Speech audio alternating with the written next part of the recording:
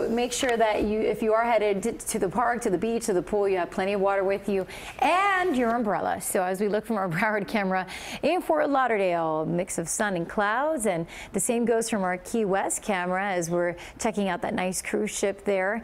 Port at the dock. And Melissa Gassner, one of our weather watchers, sending in this photo from South Beach. She says it looks like storms are coming. Indeed, we already had a couple of showers near South Miami Beach, and also we are seeing some rain through parts of the Keys this morning. We've had a steady stream of showers around Isla Mirada, most of those now fizzling out. Winds calm in Miami and out of the west, southwest elsewhere, 6-8 miles an hour. And temperatures already warming up, low to mid 80s in Broward, Miami-Dade, and down through the Keys, the mid to upper 80s. When you factor in the high humidity, it feels like 99 in Oakland Park, 96 in Fort Lauderdale, Key West. It feels like 93 in Miami, and it's only 18 in the morning. So it just gives you an idea of how steamy it'll be throughout the day today. Cooler weather, though, for parts of the northern U.S. with the upper 60s through Boston, D.C., upper 60s through Chicago and Minneapolis, in the mid 60s, low 70s through Kansas City, St. Louis, and Atlanta. 80s, though, for Dallas and Vegas, and then the 60s along the west coast.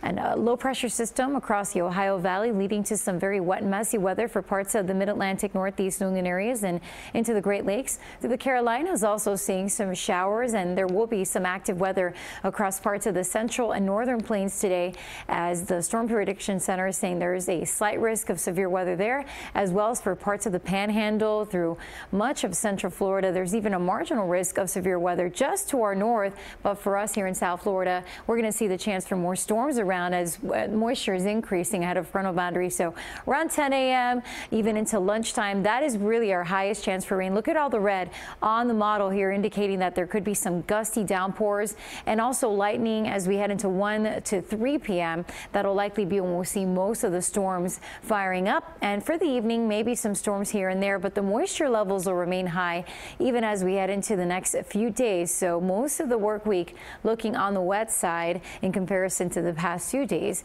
It still will be sizzling. Highs in the low 90s, feeling like the hundreds, with storms likely, especially around the middle of the day, lunchtime into the afternoon.